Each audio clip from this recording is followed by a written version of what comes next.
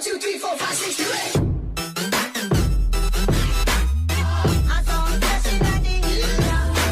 8. Welcome to NHL Quick Hits. I'm David Crosby here with Steele Roden, and we've got a great episode to make up for missing last week. We'll discuss each of our top 3 waiver wire targets for week 14, then compare 3 similar players in 3 different groups in the trade target and waiver wire range and decide who is a more valuable asset for the rest of the season to hopefully help you out decide either who to target in a trade or maybe who to add at the bottom of your roster. Before we get to that though, Steele, welcome back to the show. A lot has happened since our last episode together. The Oilers just keep losing. The Panthers keep filling the net, but the biggest topic in the NHL right now is the NHL All-Star rosters. Who's on it, but more importantly, who's not? Here's how it works. 11 players from each division, 9 skaters and 2 goalies will face off in a 3-on-3 tournament. Each division has its own team, and each team in the league is guaranteed at least 1 player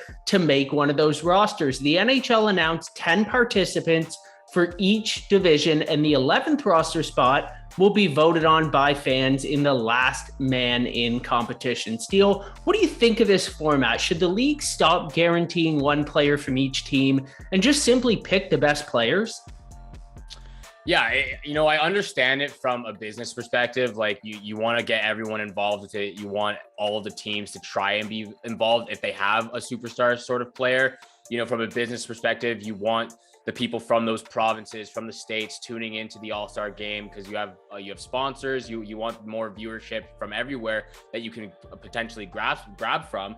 So I understand it from that point of view, but I don't like the way they've put the format here for the All-Star game. I really do think they need to structure it a little bit differently. 2 goalies, 2 defensemen, and then the rest 7 forwards. So for me, I don't like the way they've done it this year and a couple of times in the past. I don't understand why some teams have 1 defenseman, a couple teams have 3 defensemen, and then the Atlantic Division has 2 defensemen. Like, I think there needs to be a standard where you have 2 defensemen guaranteed. So for me, I don't like the fact that they've formatted it that way, as well as some of the guys that they've put in. Like, you look at these rosters and then you look at the people that they've left off, and it's just like, I can make a better team with the people that have been left off the All-Star roster. So for me, I don't really like what they've done. I'm not really sure where they were. I understand where they were going from a business perspective, but it's called an All-Star game for a reason. It's not a participation medal. Like exactly what Nathan McKinnon said the other day. This is not a participation game. This is an all-star game, a superstar game with the best of the best. So for me, I don't like the format that they have right now. I couldn't agree with you and McKinnon anymore. I think he summed it up perfectly. I think Nazem Kadri, his teammate, is one of the most egregious people left off the NHL All-Star rosters, and maybe he will make it from this all-in vote that's going on, but maybe he won't. We were looking at all the players that have been left off, and it's brutal that only 4 more guys are going to get added. Now, this isn't everyone, but here are some of the worst ones that I noticed. Alexander Barkov, Steven Stamkos, Roman Josi, Nazem Kadri, Jake Gensel, JT Miller, Troy Terry, John Tavares, Matthew Tkachuk, Mika Zibanejad, and Evgeny Kuznetsov. Only 4 of those guys are making an all-star roster. So just like you said, you could probably make a better team up of the guys who have been left off other than the ones who are on there. I mean, I hate the idea of 1 from each team. I would consider maybe the host city is guaranteed 1 player on the team. I could see that being important. Other than that. Yeah, that makes sense. That makes sense right there, though. Other than that, I mean, I think that it just should be the best players. Like some arenas and some buildings, they're filled more when certain teams come to town and star players play there. So they get to see their own players play 82 times a season if they want. I'm sure when you turn into an all-star game, no matter which team you cheer for, you just want to see the best players in the entire league. So before the fan vote, Steele, who is the most egregious all-star snub in your mind right now? Yeah, I listed my top 3 right here, but I'll pick one just because I know that you and I have agreed on a couple. And I'm going to go with Steven Stamkos for the Atlantic Division. I just can't believe that he was left off this roster and Nick Suzuki made it in his place. Like, I understand that Montreal had a bunch of COVID protocol players on COVID protocol. They've only played a handful of games. Like, they've played the least amount of games in the NHL so far, maybe just a little bit more than the New York Islanders. But to me, like Nick Suzuki only has 19 points in like 25 games. Steven Stamkos has 48 points in 39 games. This guy's been absolutely holding the fort for the Tampa Bay Lightning. They've gotten a lot of help from those other guys like Cirelli, Killorn, and Palat with the absence of Point.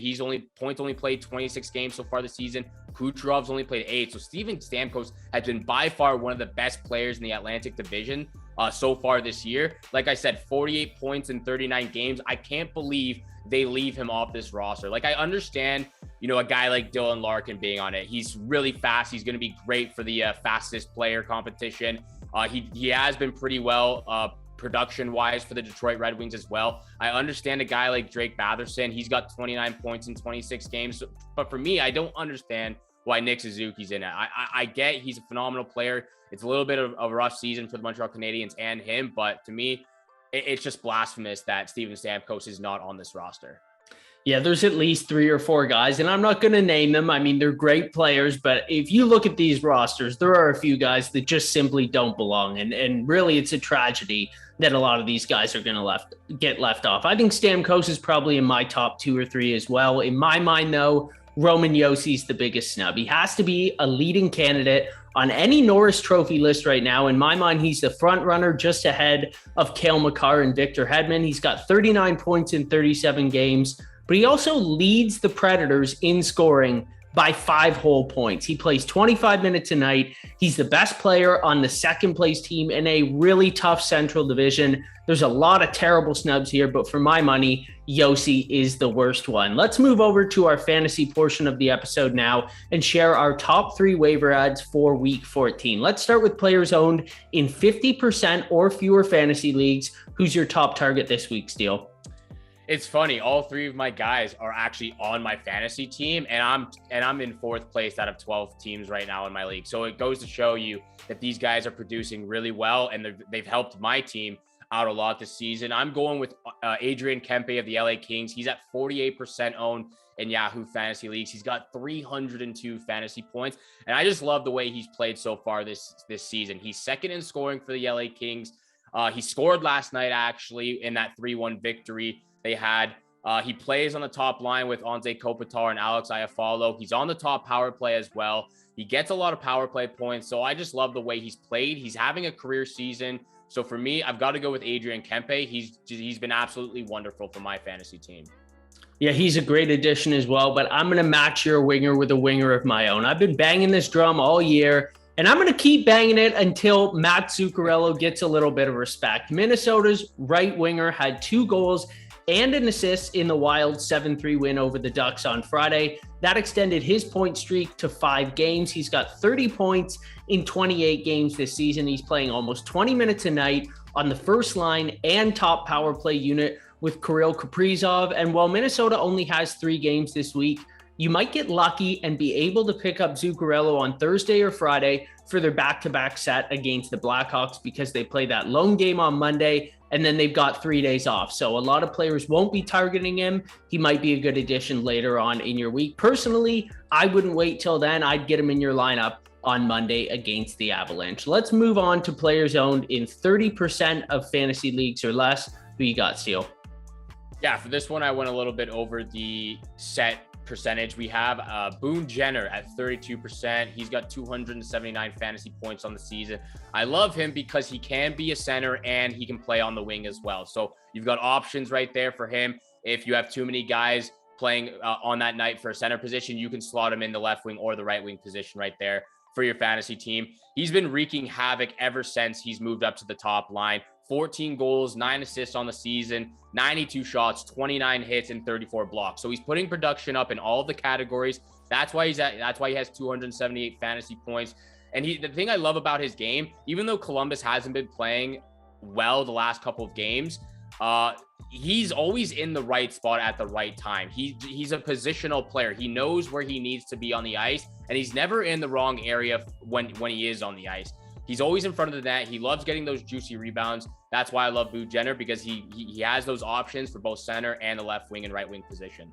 Yeah, those are some really nice peripheral stats there for Jenner. So even if he's not scoring, he is worth a spot in your lineup. My pick is Alex Tuch. He's the perfect player to take a flyer on right now, owned in just 22% of Yahoo leagues. He's got 4 points in his first 5 games as a Sabre. He's getting close to 18 minutes a night on Buffalo's top line, and the Sabres should be extra motivated to put him in a position to succeed and try to show that their return in the Jack Eichel trade was a good one to their fan base. Tuch already has a power play point, and he's averaging just under 1.5 hits and 1 block per game on top of that scoring surge. Buffalo also has one of the best schedules this week, with 4 games in their first 6 days against the Red Wings, Senators, Stars, and Flyers. Tuch is a Monday morning pickup for sure in deep leagues to me. Finally, the hidden gems, players who should be available in almost every fantasy league this week.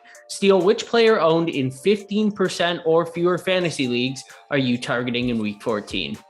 Yeah, I'm going to help all the fantasy owners out there who are looking to get some help on the back end in the defensive position. So I'm going with Essa Lindell of the Dallas Stars. He's at 18% owned across Yahoo fantasy leagues, and he's got 234 fantasy points. He doesn't put up a lot of production up front. He's only got 9 points on the season, but he's got 3 points in the last 3 games, 2 of those being goals. But the reason why I love him so much is even if he's not scoring or getting assists and helping his team on the scoreboard, he's putting a lot of production up in those other categories. So that's why he's as high at 234 fantasy points so far in the season. He averages just under 23 minutes of ice time, so he's getting a lot of ice time for the Dallas Stars.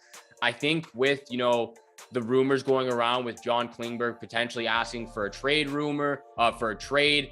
potentially being on the move maybe before the deadline. We'll see what happens with him, but he can get a lot more ice time if that happens. So for me, I love what I've seen so far from Essa Lindell this season, and that's why he's on my fantasy team, and he's helped me out a ton so far.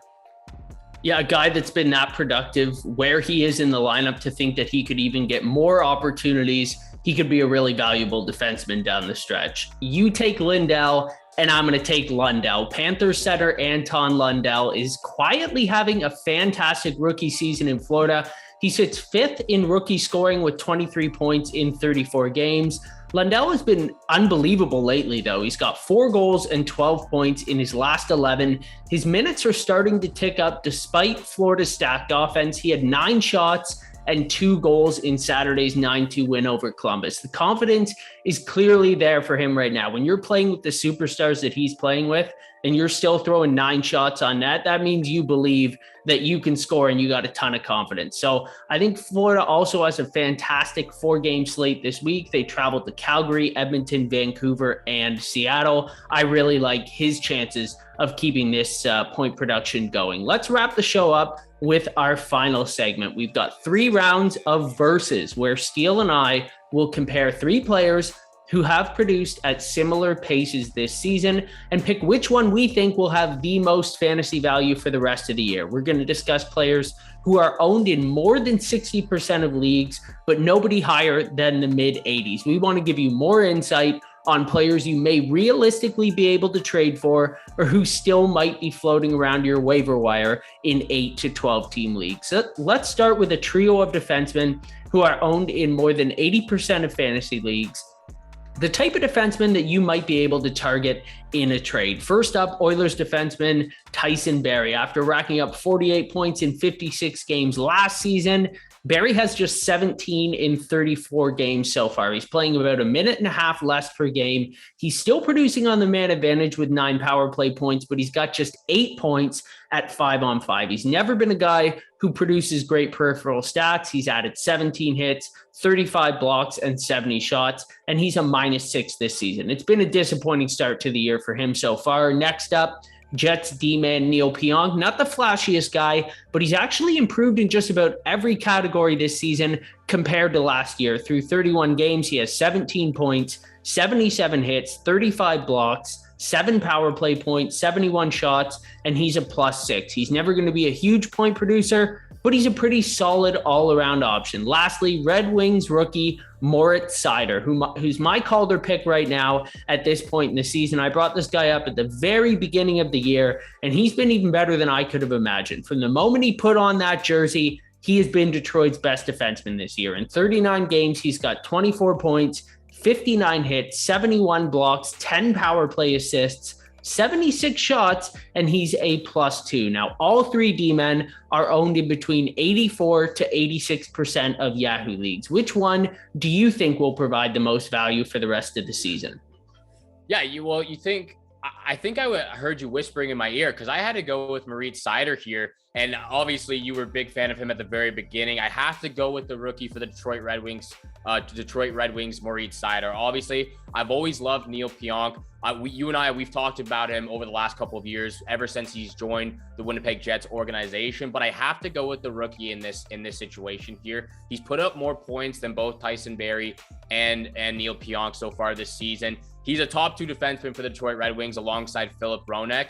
So for me, I love his physicality. I love the way he's played so far this season in his rookie season. He's an absolute unit on both ends of the ice for the Detroit Red Wings. So for me, I love the fact that he's been that guy since the beginning for the Red Wings. He's helped them trend in the right direction.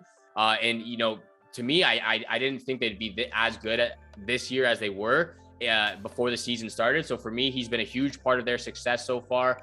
The Detroit Red Wing and their organization is heading in the right direction, and that's because of Moritz Cider and their other rookie, Lucas Raymond. So for me, I got to go with Cider here.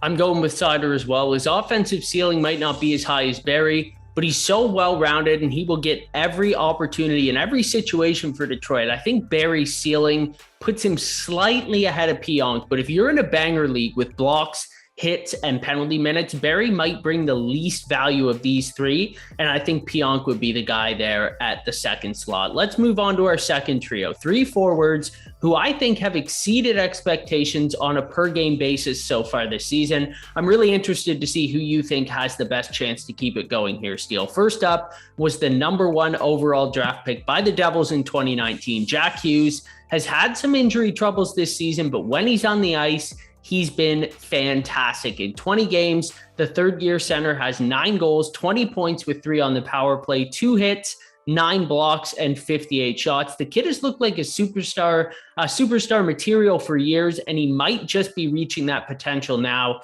His 15.5% shooting percentage is a bit concerning, though. He was just under 6% as a rookie and 8% as a sophomore. Next up, Predators winger Matt Duchene. He's also been fantastic. In 35 games, he's got 17 goals, 34 points with 14 on the power play, 10 hits, 15 blocks, 98 shots, and he's a -3. On one hand, Duchene has had a few seasons close to or better than a point per game production, but his 17.3% shooting percentage is also concerning. He's at 12.8% for his career, and he was under 10% in each of his last 3 seasons. Last but not least, another Red Wing, their captain Dylan Larkin, has also produced at a point per game pace after a couple down years. In 34 games, Larkin has 16 goals, 34 points, 22 hits, 14 blocks, 6 power play points, 102 shots, and is a +4. As a bonus in banger leagues, he's got 25 penalty minutes as well. Similar to Duchene, Larkin has produced at close to a point per game for a full season before in his career, but his shooting percentage is also well above his career average of 9.6. He's scoring on 15.7% of his shots this season. So Steele, a bunch of guys who are producing really, really well for their teams, but who might be punching a little above their weight class in that shooting category. Which of these guys would rank the highest for the rest of this season for you? For me, I have to go with Matt Duchene of the Nashville Predators. I think he's really has revitalized his career, and he's going to have a career season and get over 70 points, which was his career high early on in his career. So for me, I have to go with Matt Duchene. Like I said, he's revitalized his career. He's got 34 points in 34 games. I can't go with a guy like Jack Hughes, like for what you mentioned. He's just too small. He needs to get a little bit more muscle on him, and he just gets too injured all the time. So for me, that's another guy who I'm kind of shocked made the All-Star team for the Metropolitan Division. You know, a guy like Jake Gensel deserves that more over Jack Hughes because he's been injured so much more this season over Jake Gensel. So for me, I can't go with a guy like Jack Hughes. I would love to go with a guy like Dylan Larkin, but just the way Matt Duchene has has stepped it up this season and, kind of proved to a lot of people that he's still a talented player in this league, and he's helped the Nashville Predators get up to the top of their division. So for me, I got to go with Duchene here.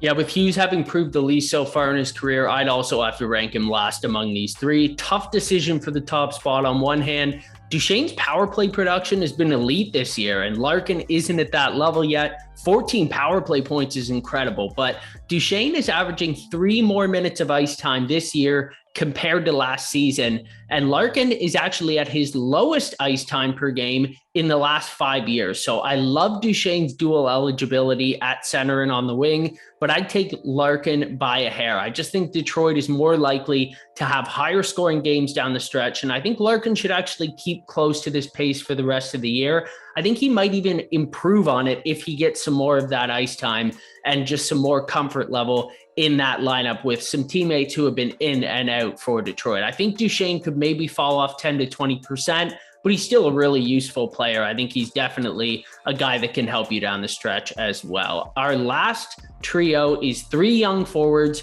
who've been 3 of the best fantasy surprises of the season. First up, Pittsburgh's Evan Rodrigues in 37 games. He's already reached a career-high 30 points. He's got 15 goals, 35 hits, 17 blocks, 7 power play points, 120 shots, and he's a +9. He might even be in the running for the Lady Bing. He's got 0 penalty minutes so far this season. His shooting percentage is only 4% higher than his career average, not that much higher than last season. And he does have 6 power play goals, though. That might be hard to keep producing at that level. Next up, Senators winger Drake Batherson, who you mentioned earlier on in the show. He was good for Ottawa last year, but he's taken a major leap this season. In 26 games, he has 10 goals, 30 points with 9 on the power play, 55 hits, 12 blocks, 65 shots, and he's a +5. He'll also be making his All-Star debut this year, like you mentioned. I bet that's not who many fans would have predicted would represent the Senators at the start of this season, but he's definitely the right choice for Ottawa. Last up, Ducks sensation Trevor Zegras is second in rookie scoring behind only Lucas Raymond. In 35 games, Zegras has 29 points with 8 on the power play, 15 hits, 11 blocks, 82 shots, and a surprising 28 penalty minutes, but he's also a -10. He's the future of the Ducks franchise along with Troy Terry, and he already has an assist named after him, which is really a rare thing. So Steele, which of these 3 young forwards do you want most for the rest of the season? Yeah, I think this was definitely the toughest grouping out of all of them so far. It did come down to Evan Rodrigues and Drake Batherson, but I had to go with Drizzy Drake Batherson here. And it's exactly why I think it was the right decision for him to be in the All-Star game. He's just been an absolute unit for the Ottawa Senators. 29 points in 26 games. He puts up he would be at the same production as the other guys, but because the Ottawa Senators have had so many games postponed, if you were to compare all 3 of these guys' stats, he would definitely have a lot less shots. But I love his game. He brings a lot more physicality. He gets in front of shots, so he's going to get more blocks and hits for you. He puts up the same amount of shots. He just doesn't have that right now because he's missed so many. The Ottawa Senators games have been postponed so far this season. So for me, I like the way he plays. I also like Evan Rodrigues just because he's on the top line with Sidney Crosby, and that's why he's producing so well. But for me, I had to go with Drake Batherson. It was the right choice to put him in the All-Star game, and it would be the right choice to put him on your fantasy team if you can acquire him. Yeah, I'm taking Batherson as well for 2 simple reasons. I think he's the best goal scorer of the bunch, and he might actually increase his scoring rate as the season goes on. I love that you mentioned how many games have been postponed for Ottawa. That might be something we need to look at in the weeks ahead, see which teams have a ton of games left in the season, and see if the NHL might try to squeeze them into the weeks. And maybe those will be players that are playing a lot more than the rest of your lineup and therefore be a little bit more valuable down the stretch. I also love the fact he's averaging close to 2 hits per game, a really nice rate for an offensive forward. I don't think you can go wrong with the other 2, but I'd probably put Rodrigues slightly ahead of Zegras as well, based on the offensive talent around him in Pittsburgh. That's going to do it for today's episode. Please subscribe to us on YouTube and follow us on social media. As always, leave us any fantasy questions or feedback in the comment section below. On behalf of Steele Roden, I'm David Crosby, and thanks for tuning in to NHL Quick Hits. 1, 2,